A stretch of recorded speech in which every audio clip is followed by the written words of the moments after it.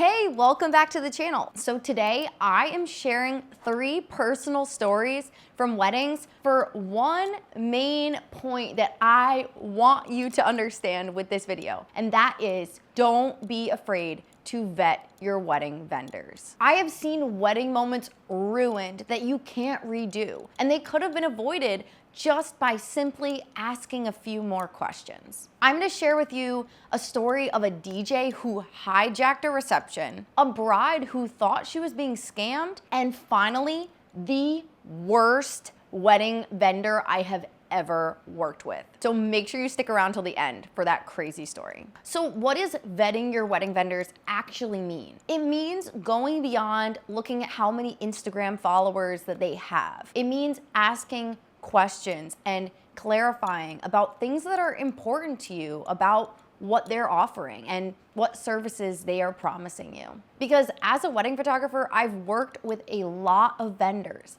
and there are so many amazing people that I could spend hours bragging about to you. Incredible people who care about weddings and making couples feel so special. But there's also some that I've worked with that are not good. And for some reason, a lot of those happen to be DJs. So let's start off with the DJ from Temu. Okay, he wasn't actually from Temu. I just feel like, you know how Temu, it's just like not what you expect?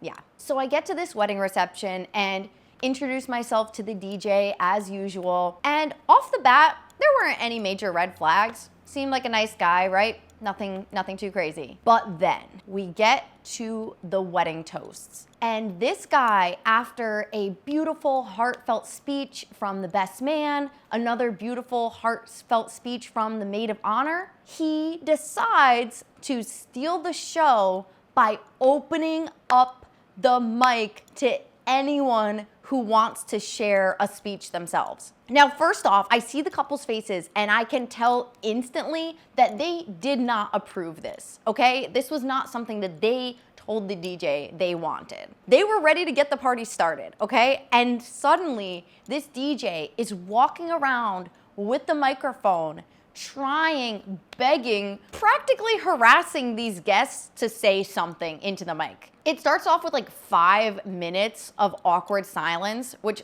felt like an eternity because, again, no one was volunteering to speak. So he's walking around, throwing the mic in people's faces, trying to get them to say a few words to the bride and groom. Very awkward, very uncomfy. He finally finds a willing customer to say a few words to the bride and groom, and it somehow turns into this like 10-minute long trauma dump of this individual talking about how she's happy for them and she's so single and depressed.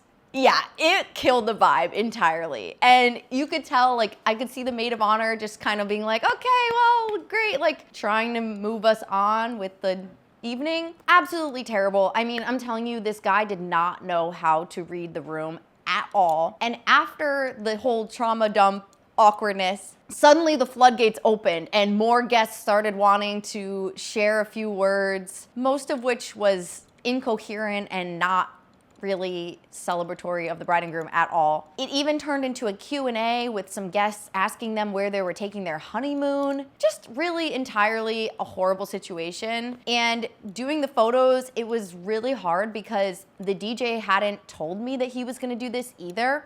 And so I had 0 lighting on the guests. I had all of my lighting set up to capture the bride, groom, and those giving the wedding toasts. And so other than being ready to capture a few guest reactions, I was not prepared to be taking all these photos of these random guests. And honestly, it just was a very awkward situation. Then, to make matters worse, he skipped the parent dances entirely. So now we're moving on to the party portion of the evening, but I know the couple really wanted to do those parent dances. Like, that was something very meaningful to them that they had spoken with me about with the photos that they cared about. So later in the night, I had to keep harassing the DJ to do those parent dances. And finally, by the time he actually did them, a lot of the guests had already gone home. Like, it was late into the reception. And so that just made me so sad for them. And to top it all off, the icing on the cake, no pun intended, is the fact that during their cake cutting, he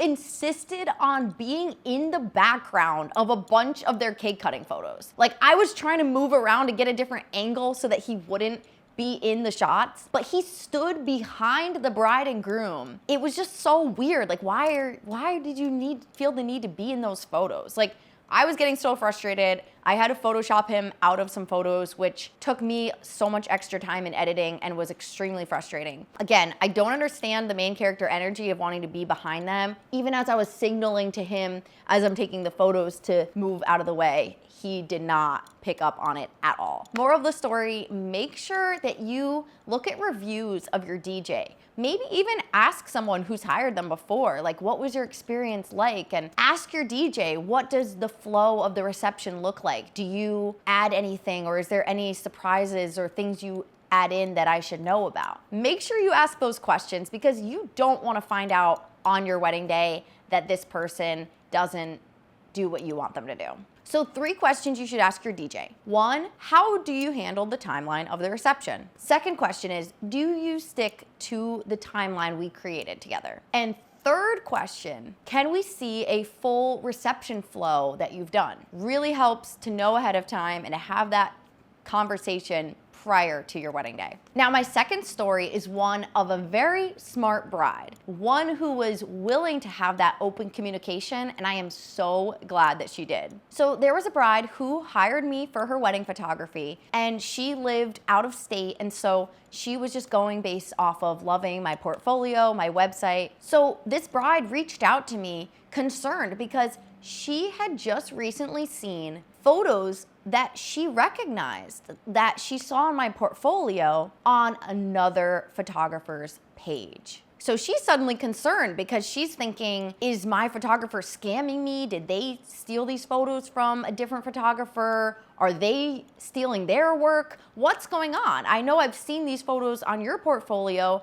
Why am I seeing them posted by another photographer? She could have been so paranoid, assuming that she might have been getting scammed or that I wasn't being truthful with her, but she came to me directly, and this made all the difference. We were able to clear up all the anxiety because I was able to explain to her that for that wedding, I was contracted out by another photographer to capture that day. And then I was able to make my own edits of the images that I shot, but I also gave all those images to the photographer because it was for her client, and so she was editing them in the style that they liked. They hired her for more of a dark and moody edit, while my photos are a little more true tone, natural, little brighter. So once we were able to clear that up, my bride felt so much better, and I even encouraged her to reach out to the other photographer so that she could get that extra confirmation that yes, they worked with me, yes, they hired me, and that they know that I do good work. She felt so much better, and she was apologizing for confronting me about it, and I reassured her that no, you did the right thing. It's so much better to be overly cautious and ask those questions than to have something go horribly wrong because you didn't ask any clarifying questions. And this matters because there are real scams in the industry. Every day there are photographers' work being stolen by those who want to scam couples and get them to pay a deposit for a photographer that doesn't even exist. So if something feels off, ask questions right away. Feel free to look at other couples that they've worked with and tagged in posts, and maybe reach out to one of them to just say, hey, I want to make sure this person is legit. How were they with your wedding day? It doesn't hurt to ask those clarifying questions if you feel like there's something that doesn't seem right. So if you're looking at someone's social media portfolio, it doesn't hurt to do a little reverse image searching if something seems off with their social media or portfolio, and you can clarify and ask questions about the ownership of the work that they're sharing. That way you can have that abundance of caution to know that the person who took those photos is the person showing up for you on your wedding day. Again, it never hurts to ask. Now you don't want to miss this. This is the worst vendor I have ever worked with, and this story might shock you. So at this particular event, I was actually doing the videography, and the couple had another wedding photographer that they hired. My husband and I often work together, and so I was his assistant for the day and had a break from doing the wedding photos that day. Sometimes we like to fill in our dates so that we don't have too many things to edit at once. So right off the bat, this photographer, from the moment we arrived at the venue, had begun trauma dumping on us. Like literally minutes into meeting them. Already a little weird, but you know, people are going through stuff. I understand. We kind of brush it off, right? This photographer proceeds to make all the bridesmaids super uncomfortable, including the bride's mom. They wanted to take those robe shots with all the customized bridesmaid, mother of the bride type of robes. And typically I take these photos inside because you're still in your slippers and robes, and it's more of those like fun, girly getting ready shots. Well, not this time. The photographer decided he wanted to take them outside for the robe photos on a busy street in the city. The bride's mom looked visibly uncomfortable, and she shares that she only has underwear on underneath this robe, and it's windy outside in a very public place. So she's very concerned. The photographer just completely ignored her and continued to make everyone go outside to take these photos. I felt so bad, and the bride's mom was standing outside trying to hold this robe down, desperately trying to make sure that she's not flashing anyone on her daughter's wedding day. Talk about inconsiderate. Not her, obviously, but the photographer. And then it gets worse when we get to the groom.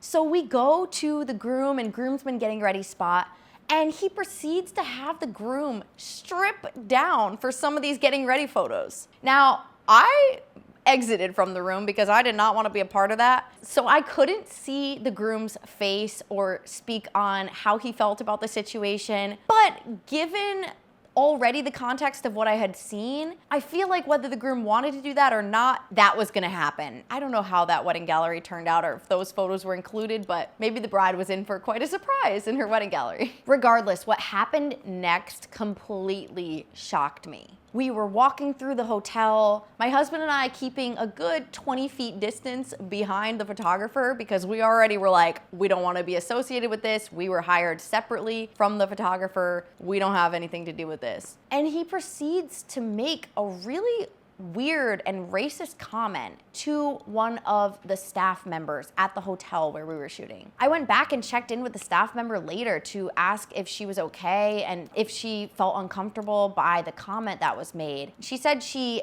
never met the guy in her life and that it was very uncalled for, and she said she felt so bad that we had to continue to work with this person. I wanted to reassure her that we were not associated with them at all, and that if a couple ever asks me about this photographer, I would definitely share that I will not be recommending them. And this is where if the couple hiring that photographer maybe had asked some questions, maybe checked some reviews, they could have found out about this, and a lot of these weird, uncomfortable situations could have been avoided. So remember, when it comes to your vendors, you're not just hiring talent, you're hiring their personality and their character. And this person has a big social media following and a great portfolio, but what you miss when you look them up online is seeing any form of personality or who's actually showing up for you on your wedding day. So that's something that you really want to be aware of, whether you hop on a video call with them prior to hiring them, whether you look at more reviews, ask more questions.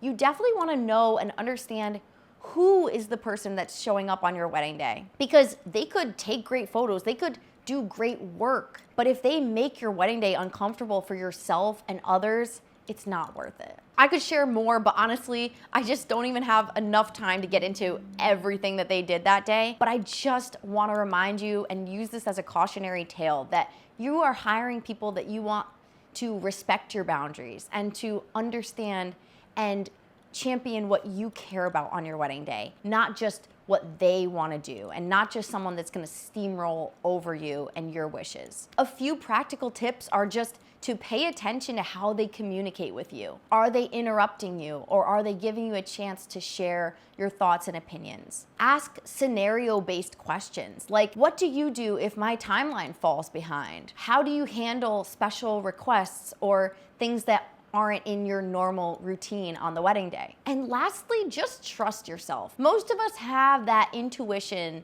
you know deep down when something's a little off. Don't ignore that. Don't push it to the side just because you like their work or because they have a lot of social media followers or they were perfect in your budget. Make sure to trust those red flags and ask deeper questions, because it's better to have those conversations before the wedding day than after the wedding day regretting who you hired. Your wedding day is too important to put it in the hands of someone who can't be trusted. So please vet your vendors. Let me know in the comments any wedding vendor horror stories that you've heard, and I hope you enjoyed this video. If you did, here's another one I think you'll like.